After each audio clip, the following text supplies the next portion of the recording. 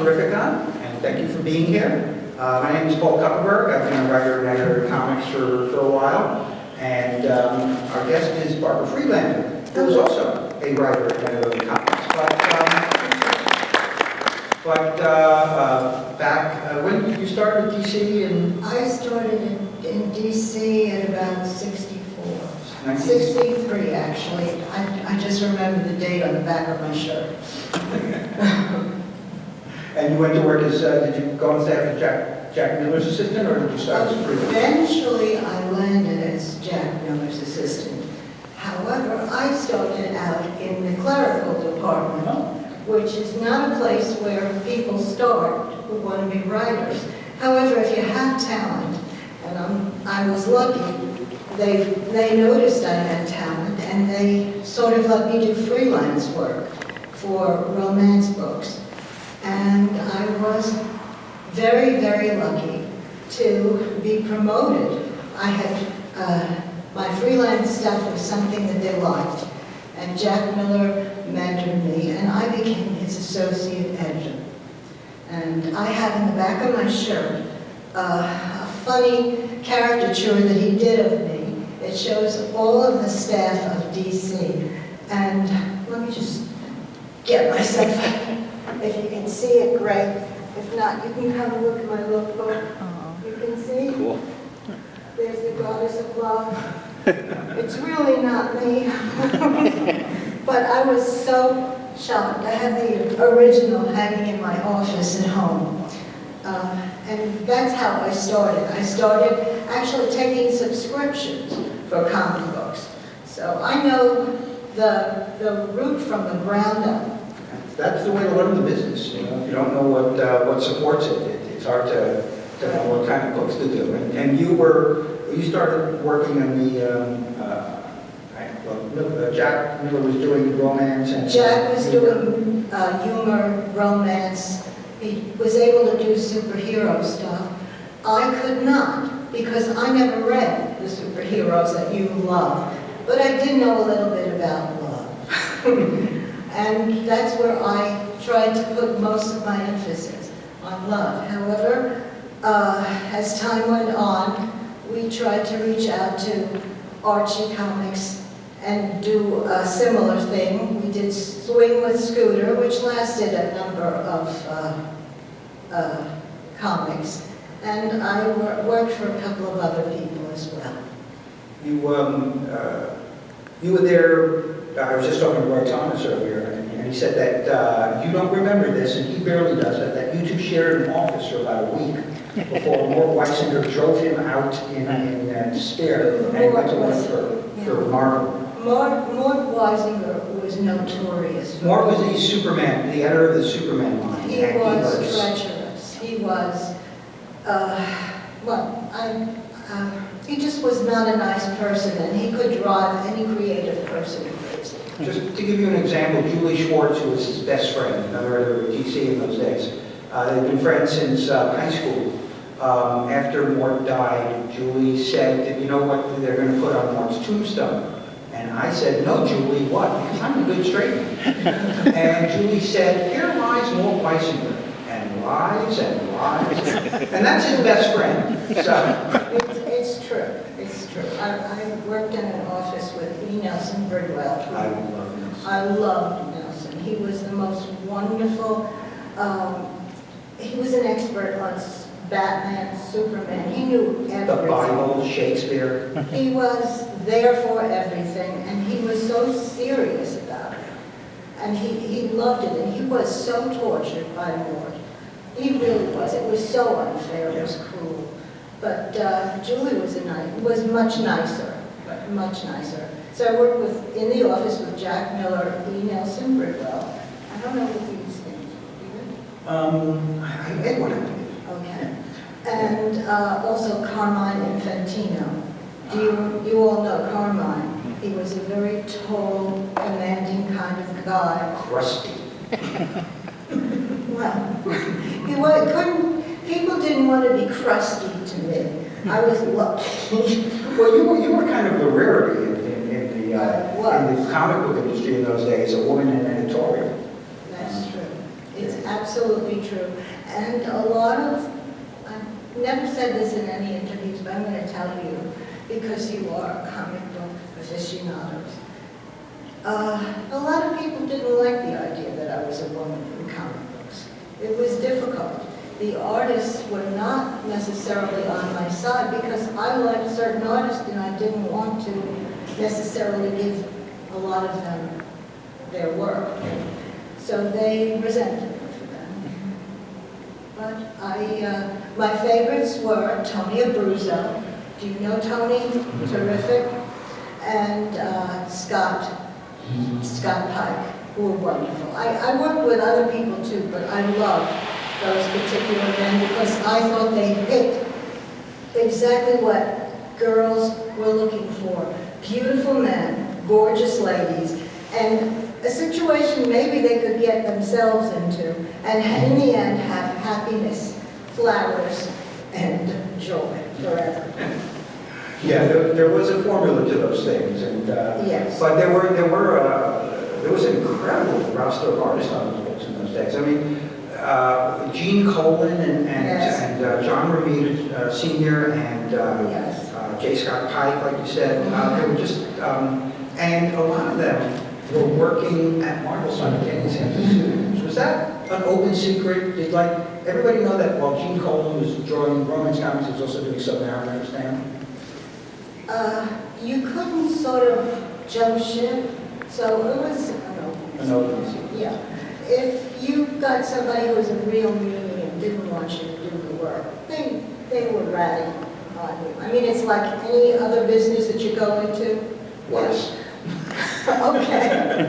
And the thing you said about men resenting you, the men resenting you, that hasn't changed in this business, No. unfortunately.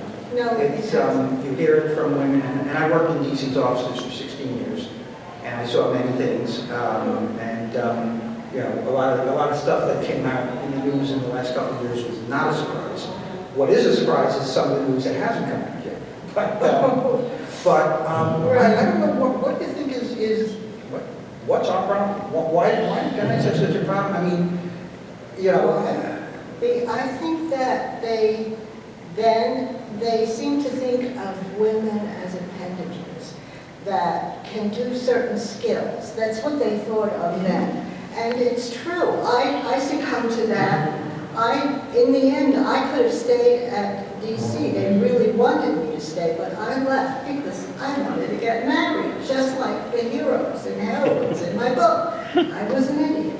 Because that's what the time demanded. By 1969, I was married. So I think that men seem to think of women in certain roles, and when they lift themselves up, it's, they get pushed down a little bit. So you have to really get up there and show them your stuff. And if you can do it without a chip on your shoulder, that's pretty difficult. Yeah. Pretty difficult. And you were in the romance. Romance comics are not a big thing anymore. I published. Let me just please. Who here saw the movie with the fish? What was The Sound of Water? Shape of Water. Isn't that a love story? Isn't that a gorgeous love story? So, don't tell me. Yeah, no, I just but in comic books. No, in comic books it could never. I have a small comic book press with some friends who publish our own stuff, and I did 2 issues of a romance comic, true romances, and a secret romance, excuse me. And it was a lot of fun. And it was kind of postmodernistic, my slogan was happily ever after isn't what it used to be. No. It's a hard sell. I actually pitched it to DC and Dark Horse and a whole bunch of companies, and their response to me was, well, nobody's doing, romance comics don't sell, but nobody's doing romance comics, so how do you know? I don't know if we hit the right audience yet. Think of yourselves as going to buy a romance book. How many here would go and buy a romance book? Anybody in this audience? Besides 2. Okay. I know the boys over there wouldn't do it. The girls today are into hockey and baseball. As well they should. And they may not have time for that. They're so scheduled. I get, I'm from I grew up in the era where the only way they got me to play with a doll was to call it G.I. Joe, and action figures and gun museum. Right. But I'm still playing with a doll. And, I've grown up to a state where when my son, who was born in 1996, wanted a doll, it was like, okay, fine, you can have a doll. That's no big deal. In fact, I didn't get him a gun. I didn't want him to have a toy. A lot of people did. So, so I don't, I guess I just kind of, I'm an old 60s lefty and just always hoping for the, that we will have that kumbaya moment. And, it's like, no, it's okay. You can play with dolls, you can read superhero comics. It's for everybody. It's not just Yeah, I agree with you. I would like to think, I would love to be able to write a modern comic book.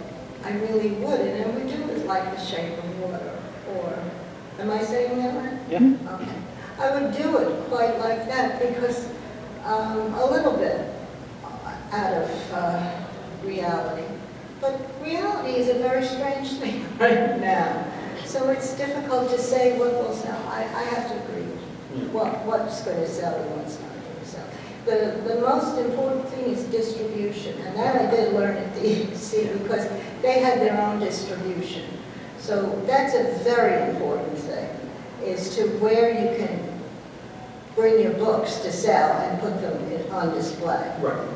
They're not out there for popular consumption anymore. They're No. a specialty item. You have to go to a specialty store to find them. Really? Yeah.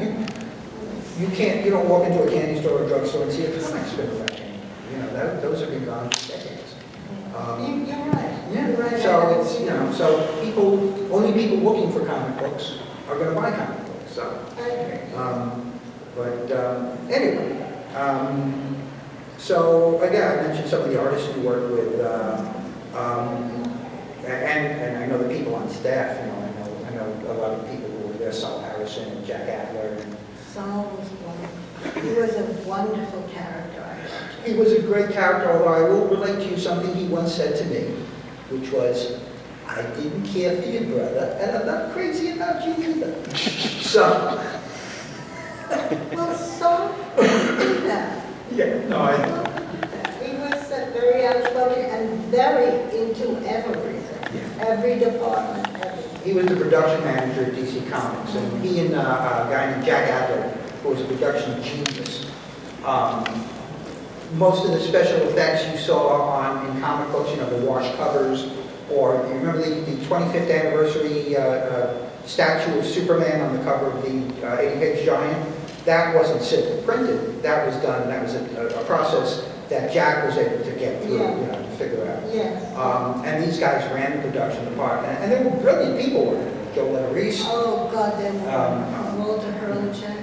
Yeah, Walter. And all these people were there, and they just did that work. They did it so meticulously. I have to tell you a funny story. I really don't type well. I'm a lousy typer. And I must have been dyslexic or something, but I used the word yacht in my book.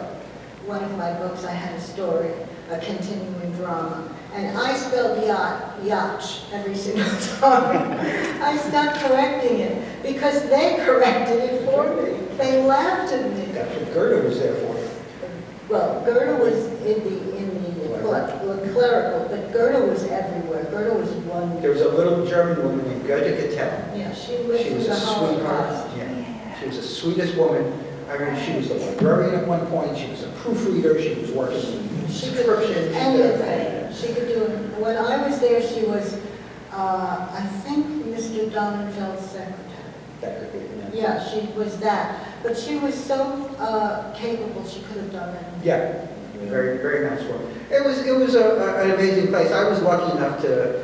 I went up there the first time in 1968. They used to give tours, weekly tours. You could go up. Walter gave, although the first one I went on, Walter must have been out because Sal gave it. But, and I met Len Wein and Mark Wolfman. They were also taking the tour, and yeah, they were still fans. But there was amazing people. There was, you know, just a bunch of them were still there. You know, sorry, the letter, Milton Snapper. Oh, God, he was wonderful.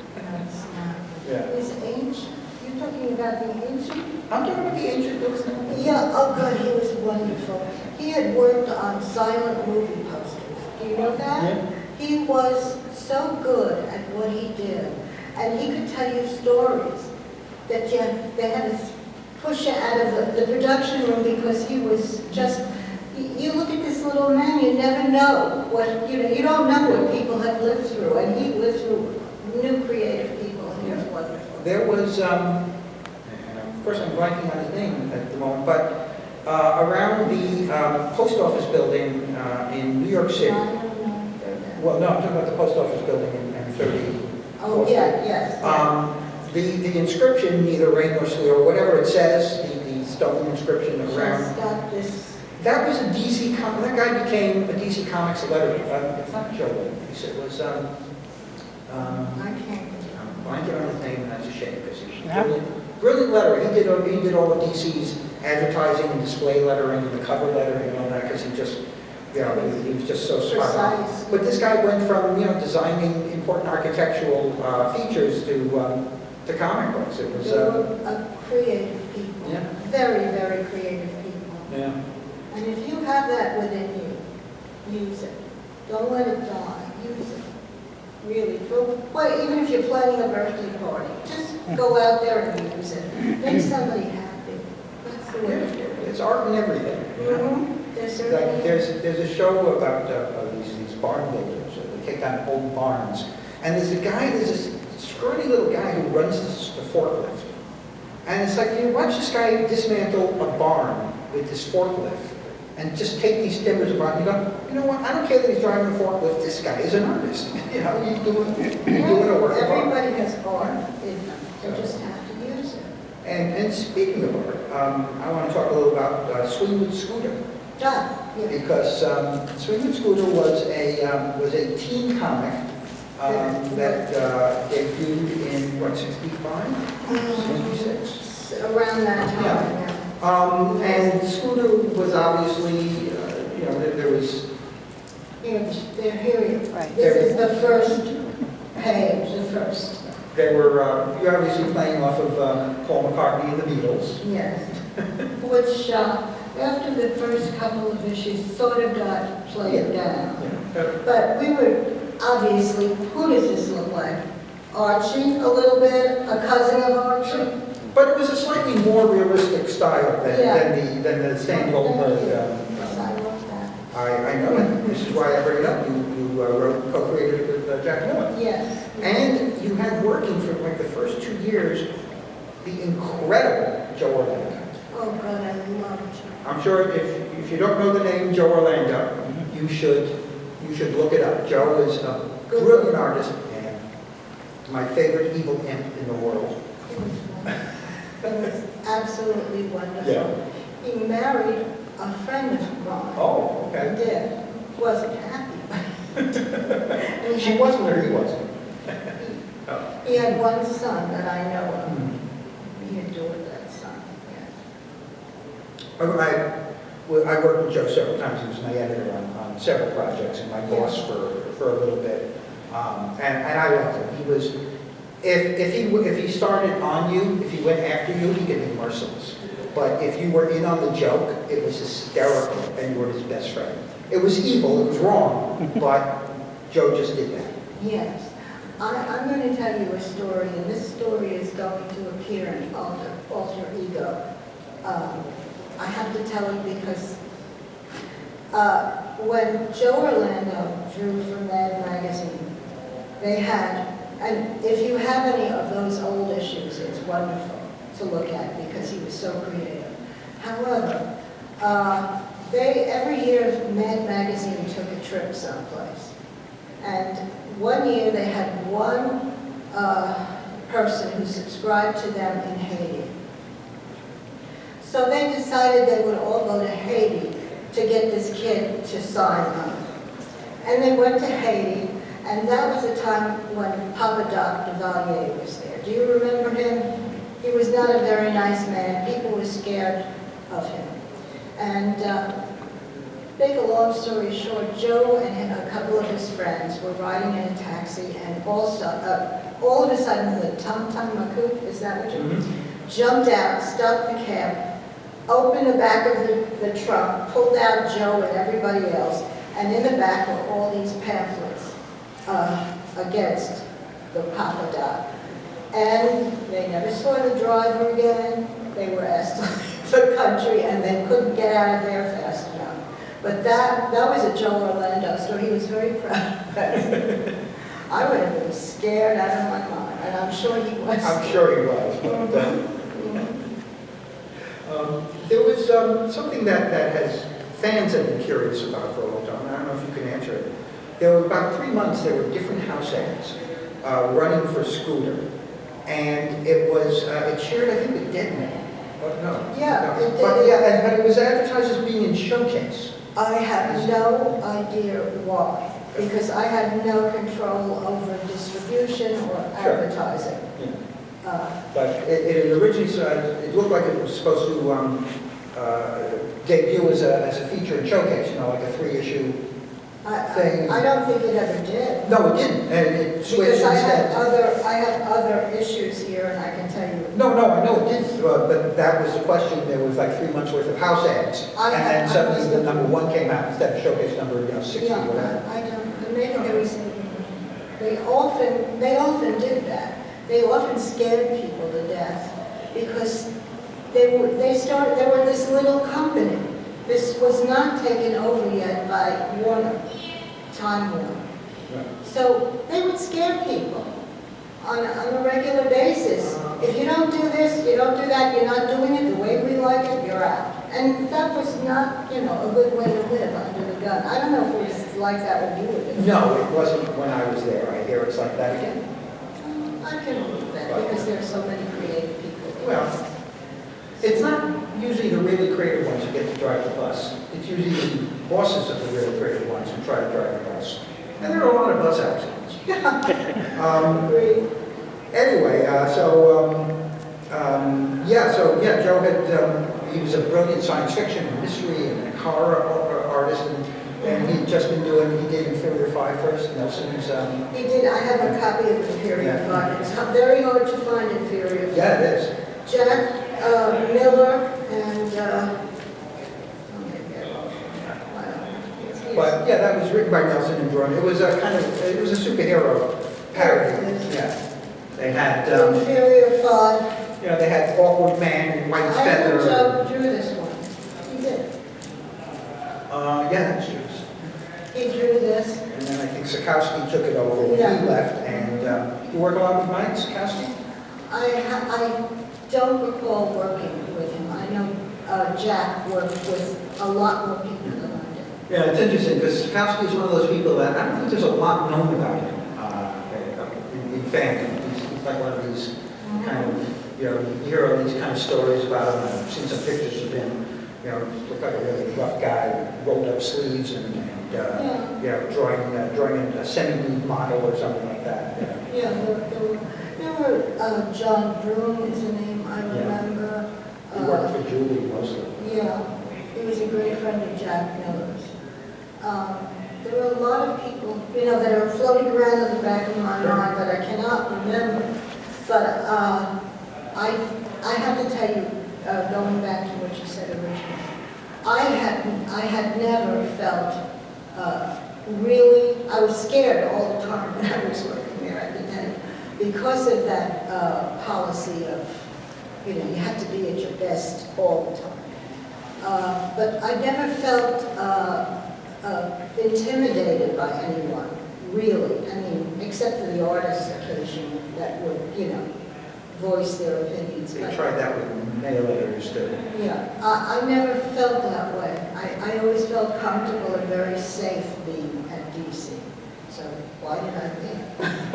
To get married. Yeah, to get married.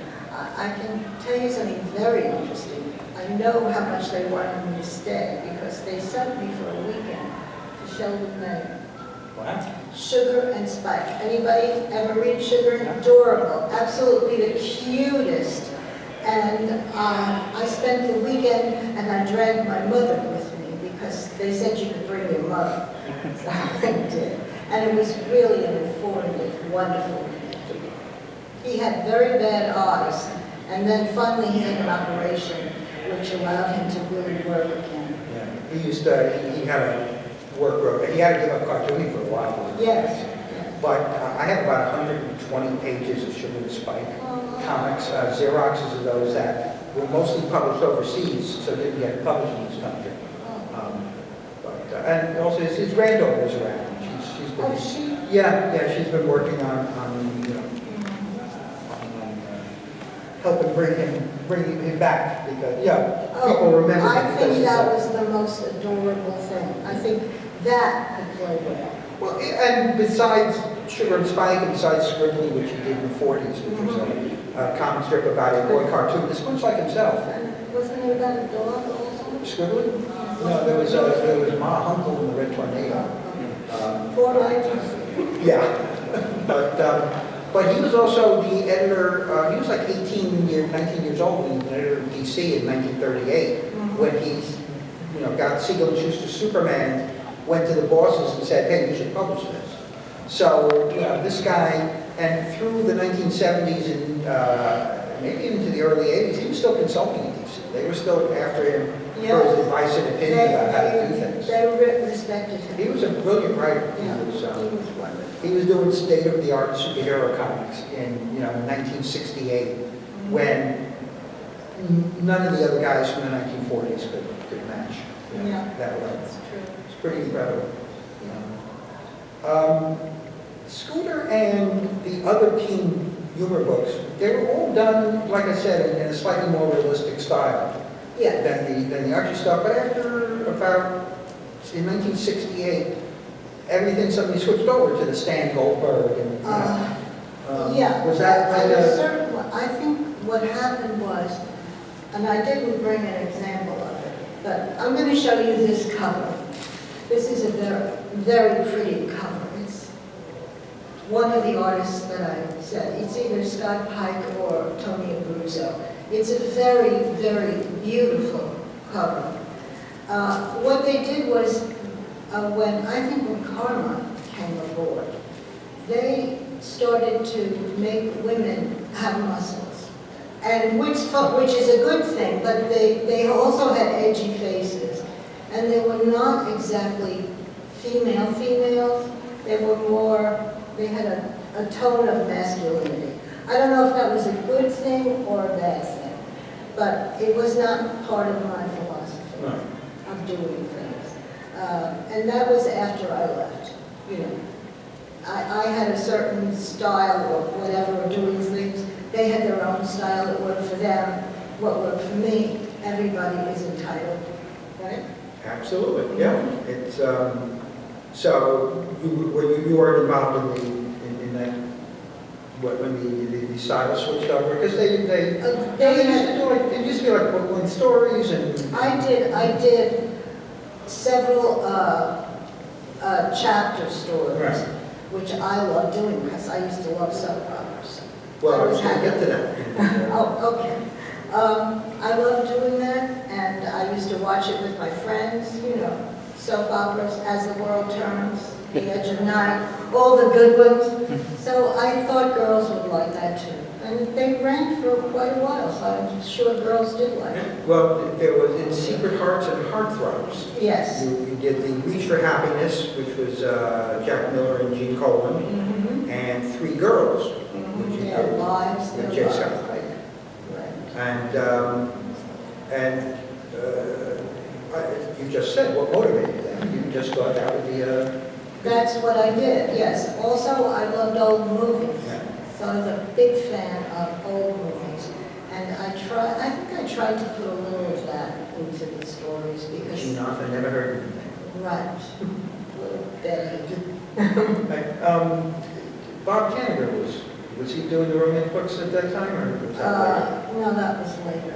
Because he was editing war comics. Yes, with Chuck mostly Huber. the war comics. Right, yeah. but later on, I think he took over the editing Oh, I the just, romance books. I think And Joe just, Orlando did.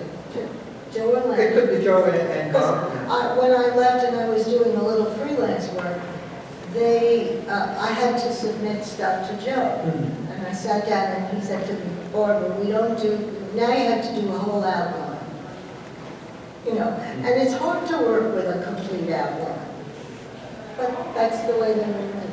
Yeah. So these,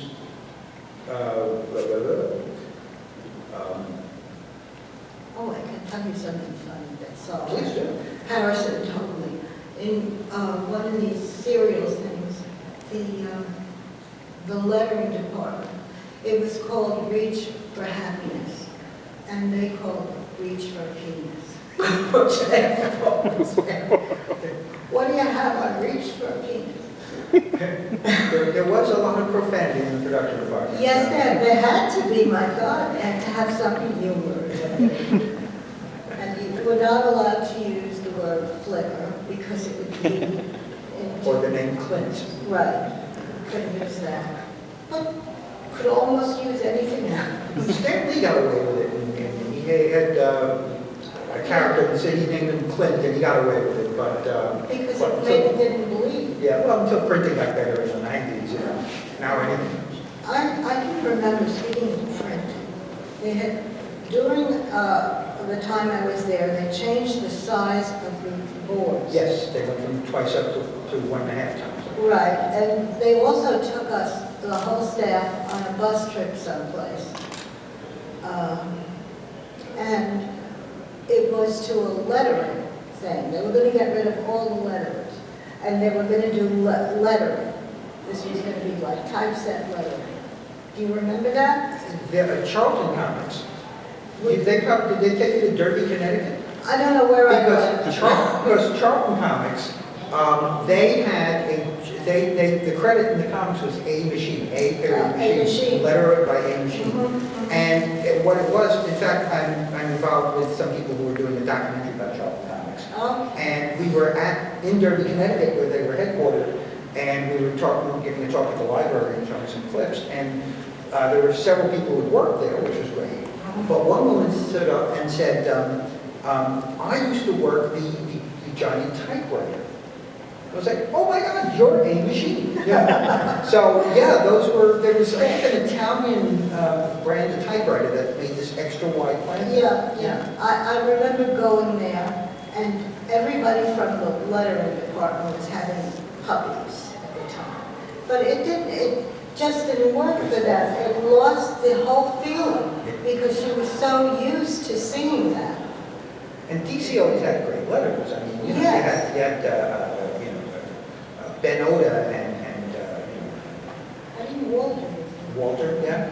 I think he was on it. You know, They had such phenomenal people. Gaspar. Gaspar Saladino. Gaspar Saladino, one of the greatest letterers of all. You know, he was the Todd Klein of his day, and I think Todd would be humbled by that comparison. Yeah. He was just an amazing man. Yes. I think Gaspar, if I'm not mistaken, did my wedding. Oh, yeah. Into the place that, the The table first, part. Right, that's cool. Mhm. That just shows you, it was a small shop, and they were family. They acted like family. They were spoiled children, jealous children. They were family, and it was a nice, closed shop. And there were maybe 30, 35 people on staff at the time. I mean, now, when I was at DC, I left in 2006, and there were probably 350 people, across 5 floors in this building. Which building was it? The Rockefeller Center? I started at 75 Rock. Yeah. But this was later on at the last place in the city, 1300, 1700. Sold for 1,700. Yeah. were right across from 11 and David. I took that little boy over there with the beard to, after he was about 4 or 5 years old, I took him to the place on 909, Yeah. not 909, 75 Broad. And it was a huge, Jeanette, Jeanette? Yeah. she was, or was it? She started in 76. Yeah, a little bit later, I took him. And Saul showed me around because he was now the head of, was he head of production? He was by then he was like, vice president or president. Yeah, something like that. Yeah. He showed me around. He treated me like I was a daughter. That's the relationship people had at the time. Saul was a taskmaster. On the other hand, he also was a very generous, charitable man. He was in on the founding of the Special Olympics. He had grandchildren who were challenged, and so he helped build that up. He did a lot of charity. He had a lot of son. tzedakah. He had a son who was born with a brain injury, and I remember this. He was the head of the brain damaged foundation. I don't know if that morphed into something else, but we all went to a charity event in that honor, and the DC bought a whole table, that's the nature of the relationships in the company. And he was so nice. When I was taking a vacation to London, he wanted me to interview, oh God, now I can't think of her name. She was Patricia Neal, because she had just had a bad stroke, and she was suffering, trying to get herself back. And he wanted me to go there and interview her, and get her thoughts. And unfortunately, it didn't work out for me, but I will never forget the lengths of that man went to help people, really. Yeah, I miss that. Again, when I started going around in the early 70s and first started writing for them in 75, I was also at 75 Rock. Yes. And it was just a very different atmosphere. It was just, it was before, I always describe the difference between Marvel and DC as Marvel looks like a comic book company, and DC looks like an insurance company with cooler stuff on it. Well, Yeah. I agree with you. When I worked there, it really was not sophisticated in the sense that Right. there were majestic offices. Mr. Leibowitz, who was the president of the company, he had this great office. Mr. Donenfeld had a little bit smaller office. And incidentally, you think DC stands for Detective Comics? It doesn't. It stands for Donenfeld. That's what Mr. Donenfeld was saying. I do not doubt that in the least. I forgot my train of thought. It's okay. No, this is just let it wander. These are great. This is, you were around some amazing people at an amazing time in their careers. The middle '60s was kind of the reawakening of comic books. The Batman TV show, Right. Broadway. It's playing Superman went up on Broadway a year later. Right. So there was like this, and TV. There was even a couple of TV shows. There was Batman that came out, which was tremendous. Yeah. And so that had an effect on the comics. I mean, back then, a successful, they were talking about canceling Detective Comics, I think, because it was fell under 500,000 copies. Now, if you fall under 10,000, you're still okay. But it saved the comic books, and it brought attention back to comics. So, all these people who would comics was only, 25 years old. They only really started 30 years old. They only really started in 1935. Yeah. So, it was a baby, it was a brand new industry, and these were still the originators, These were still the guys who created it. So. And when Marvel came out with their really majestic looking heroes, that perked up our company tremendously because they knew they were in the face with something. It took them a a while, though. I mean, It did. The only person who I really saw respond in his work was Arnold Drake. Yeah. Arnold wrote The Doom Patrol, which was a very forward-thinking book for DC. Yeah. It was very much a Marvel, kind of book. And nobody else was doing that stuff. I think, and I heard that the executives and the editors would sit around and go, yeah, whatever they do. Because they were used to Marvel being the copycat garbage. They didn't respond to it until they realized what it had become, which is par for the course for a lot of things. You don't realize it until it really hits you in the face. Yeah, they've been master of the universe so long. Right. When Warner Brothers came in, we suddenly got a real executive come into the company. He was really sharp. He wore really fine-cut suits. Ross? I don't remember his name. I remember his secretary's name because Felicia Maria Minet. You're not talking about the guy who ran Warner Brothers. You're talking about somebody who... He was like an executive something. I remember he had like gray sideburns. He was very looked like an executive.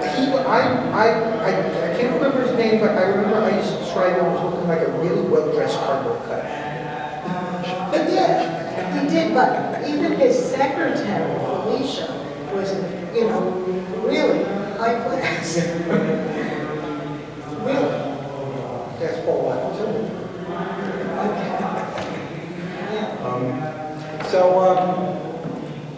This is fascinating because, we've been, obviously there are questions from the floor. Yeah, I'm interested. The aesthetic of the romance comic lived beyond the era of romance comics, and you had things like Lichtenstein, who took panels and made fine art of them, but even album covers and things with a girl with a tear and things like that. So your thoughts of how it, went beyond the comics and really became part of pop culture? I think it's wonderful that it did. The artist that they took that from was Tony Abruzzo, and I can see why. I think it was a little bit plagiarizing. Sure. Yeah. I don't know. I would love to have Tony's artwork only because I know how beautifully it was done and how carefully he loved the work. He was one person that did not like what was going on in the company. He really didn't. He didn't feel comfortable with getting in that. He was very sensitive, and he just, he was wonderful at what he did. He didn't need criticism. And believe me, I never really criticized the guy because I respected. You had to respect people who were giving you such beautiful work and cared. And I think that what killed the comic books was reality setting in, the war. Sure. People suddenly getting up and marching. It just was not a pretty time in the world. And grateful Roy Lichtenstein. Did they ever, seeing these products made, think, hey, we should get in on that and make like romance calendars? Or Russ Heath certainly believes that now. Well, sure. I think you could. I think you could do something. I agree with you that something could be done. Even if he, even after Irv Novick or after Tony Abruzzo or after, just their name and, a few bucks from whatever he got for them to the original artist wouldn't have been bad. Yeah. But, what are you going to do now? Yeah. So, You can't. And they didn't do anything at the time that I know of. If you know something different, No. I don't know what it did. It was taken directly from his mirror. But, there's a lot of guys who resented it. I mean, and there were some, I guess, who took pride in it, But, it just never seemed fair to me. Yeah. But, anyway, anybody else? Come on, you can do it. I have a question. Because I know DC got out of romance comics, and I don't think Marvel ever went into them, but why do you think Archie Comics stayed around so long filling that? Or would you even call those comics romantic or more like comedies? I'm just curious if you have opinions on that. I think I used to love Archie when I was little. And I think it appeals, it doesn't take itself that seriously. You know, it's a comedy show, and the people are pretty, and they're fun. And it gives you a little laugh while, you know, they wink at you. And look what's happened to Archie now in Riverdale. Not the same Archie, of course, but life does go on, and Archie's still going on. I don't know how well they. I have a little blame to take for that, because I wrote the first Archie series that, like, it was still in the old school style, but we played it as it was a what if future, you know, might happen if he married Betty or if he married Veronica. I think that's great. And we did that series, and then, you know, when we were going to cancel it after 3 years, they said, well, let's kill Archie. So I killed Archie. But you brought him back. No, it's an alternate world, Archie doesn't have to come back. That's but- true of comic books. People don't have to come back and. But they usually do. That's what's a problem with comics. It's like it takes the drama and suspense, you know, out of the story. It's like, you know, I saw the Avengers movie, and it's like all the characters are dying, and it's like, so what? They'll be back tomorrow. You know, it's not, there's no emotional impact to this stuff without any real consequences. I think things like romance comics, you know, even though it was usually a happy ending, there was still kind of, you know, consequences to the characters. Okay, a typical romance story back then would be a girl loves a boy, but he doesn't notice her. So she does something to herself, puts on lipstick or something, teases her hair, and becomes that kind of a girl. And that's, you know. And that would be the title. That kind of a girl, or love never comes into my heart. You know, something really soapy. And then you would wonder, she really became a tramp because she teased her hair, put on lipstick, and decided to kiss people. You can't do that anymore, right? But that was a story back then. There was another story which was wonderful about a girl who kissed a boy, and she had so many boyfriends, but each time she kissed him, she realized something went out of the romance, and then finally she kissed the right boy, and love flew in. So you can see that the plots were there, but they were limited to what you could say. Now you could say she got pregnant, you know, almost that. Will she keep the baby? Will she give it away? I mean, do people really want to, that's so much like life, people don't want to read that anymore, right? Do you? No, you're here to escape life. I guess it is. The romance stories are life idealized. Yes, they're idealized. But I have to tell you that my continuing dramas were not like boy meets girl, boy kisses. There was a lot of stuff that happened to these ladies before they fell in love. That was the one thing that I did that was different. I had somebody bribe somebody, a woman was hiding the fact that she had a daughter, and you know, It was Peyton Place. it was more Peyton than anything else. So it's funny, you look back at this stuff that was, you know, forbidden when it came out, like Peyton Place, and it's like, Jesus, how lame is that? You know, The book holds up. I just ran a class on the book, and she's the most underrated female writer in the American century. Really? Don't go by if you've not read the book and you've only seen the TV series or the movie. She was a phenomenal writer who wrote small town America like Winsburg, Ohio. So if you've never read the book, I haven't read it since like college. So, I haven't read it at all, I only go to the movies. then you're Americana. but I will definitely read that. Thank you. Yeah. Were your continuing stories, were they in one book, or was it over several months? No, it was over several months. So- Which was, I wanted to show you, it was over several months. They continued. They finally got ended when, I think when Carmine took over, they were ended maybe 6 or 7 stories. But they went on for quite a while. Cool. There were 2 different versions of them. And I just want to point out something, a Saul Harrison thing. You see over here, there's a checkerboard on top. Go-go checks. Yeah, the go-go checks. This one doesn't have it. Saul would go into a store, look at magazines, and realize they had something there that would strike you so that you knew that that was Glamour magazine, or you knew that was Vogue magazine. So he's the one who came up with the checkerboard. Did you know that? I did. I did.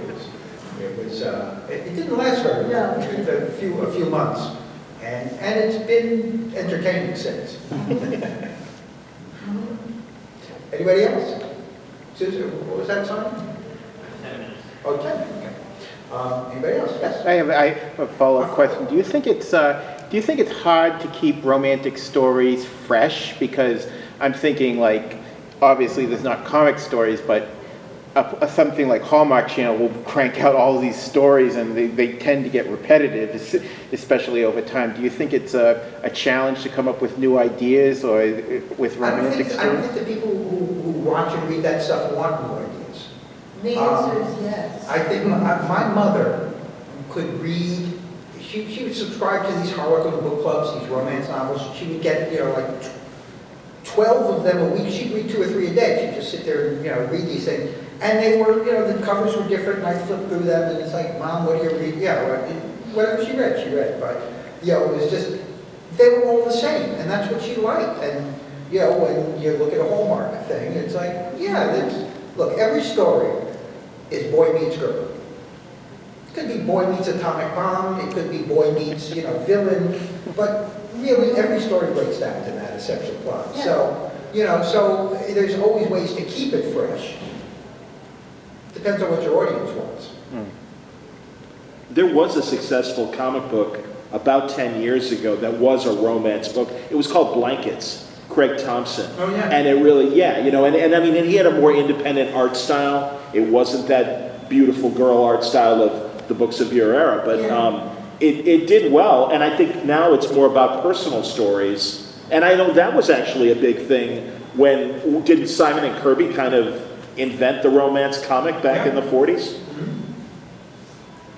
Well, there were a lot of them, and they were sort of morphed into that. They were different, weren't they different titles? Well, there were a lot of, but I don't remember if it was Crestwood or what. Yeah, it was Crestwood, yeah. Joe Simon and Jack Kirby became publishers, and they published the first dedicated romance comics. Yeah. And within about 6 months, everybody was doing romance comics. They sold a couple of million copies, and there were within, I think, 2 or 3 years, there were about 150 romance titles on the stands. When I got there, DC had 5. That's it. Wow. And by the way, I helped kill romance comics because I had 2 stories in the last issue of Young Love that DC published. What were the other titles? Young Love, Secret Love, Falling in Love, Falling in Love? Secret Heartthrobs. Love, Heartthrob, Girls' Romances, which Lovely. is mine. Girls' Romances. See the cover, you recognize that cover?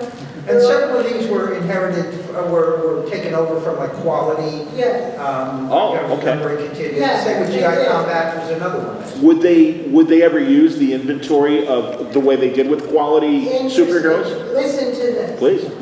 When I got to work in DC, Erwin Donenfeld, who was the vice president, said to me, here are all these old pictures and, storyboards with ancient pictures. And they were ancient pictures. I think they were done during the 40s and 50s. He said, you have to rewrite all of these and make them a different story. So yes, then he had the art department cut the skirts.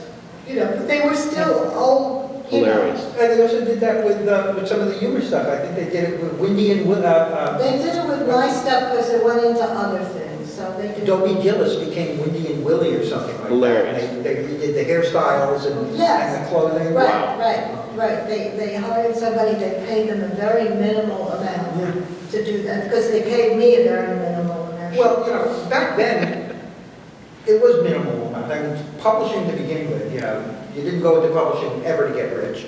And you didn't go into comic book publishing to even have an apartment of your own. May I say something about that? When I was working there for a while, and I was, Mr. Donenfeld was the one who I had to deal with, I went into his office and I said, I'd like to have a raise. And he looked at me, he said, Barbara, you don't have a family, you don't have children, you live with your mother. Wow. But this was not only to me. Sure. This was in any organization where there was a female who lived, minimally with their mother or Right. whatever. And he didn't give me a raise, he wouldn't, but he gave me a little bit of a raise on my pages that I turned. But in those days, when I started in 1975, my pay grade at DC was $15. Did you ever want to get into paperback romance after your experience in comics? You know something? I had no idea what I wanted to do. I wish I had kept up contacts. I did with some people. I'm going to show you this. Up your nose and out your ear, there were only 2 of these. Okay. There were only 2 of these that were published by not Orlando, Rosandro and Mike Esposito. Oh, sure. And I wrote Thelma of the Apes and something else. And so, yes, I did want to do it, but I was also raising children at the time. And I was very stupid. That's all. I didn't know if I could do both. And of course, you can do anything you want, ladies in the audience, and men too. Yes? Do you want to ask a question? Well, they're the children. Over there. Those are my So you're the one who grandchildren. held it back. Well, there's No, another yeah. one. The third one is the one with the icing on the cake.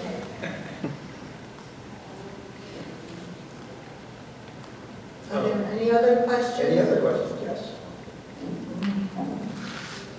If you would like to look at this lookbook, you certainly may. It's the stuff that I did. I don't know if you, this is what you're talking about. Yeah, but there were earlier ads that had been Yeah. supposedly parent showcase. This just is my lookbook, which I put together, and books you might be interested in. So So please feel free to come and look at it. And I have some of the comic books that we spoke of here, if you want to look at those. And you'll also be at a table in the dealers or in the artist alley, I assume? I don't know about that. Oh, okay. I assume you. I have to go back to do an interview with somebody, but certainly I will be there for anybody that wants to see me. And we also can look forward to an interview coming up with you in Alter Ego. I was talking to Roy Thomas before, and he mentioned that Yeah. he's very excited about that upcoming interview. Yes. Well, I also did an interview for Sequential Crush. I don't know if you know what that is, because I didn't. But there's other stuff in that too, which you might. that's No doubt. Nodell, yes, Jackie. Marty Nodell's granddaughter. Oh, wow. She's a romance comics expert and aficionado. Cool. She recently published a book. She's publishing a book. I didn't know that interview was going to be in her book. She asked me, I said yes. But if it hadn't been for the picture on my back that my daughter found and gave to me, I would not have really Googled myself and found out what I did, because I thought that was a dead issue. Nothing ever dies on the internet. Well, we ran into each other about 15, Yeah. 16 years ago at Antique show. an antique show, Mhm. and happened to start talking. And as I recall, I pretty much, you said I wouldn't know who you were. Right. And I said, well, I know you're not Dorothy. I said, I know you're not Dorothy Woolfolk. Right. So you must be Barbara Friedlander. Right. And did you know Dorothy? You ever know Dorothy?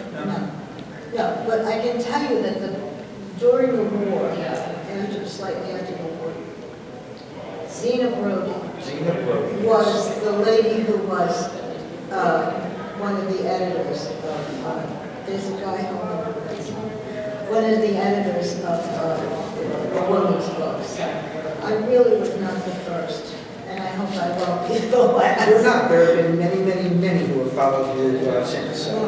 Thank you. But it's good to be a groundbreaker. Absolutely. And thank you very much. This has been great. Thank you. Thank you all.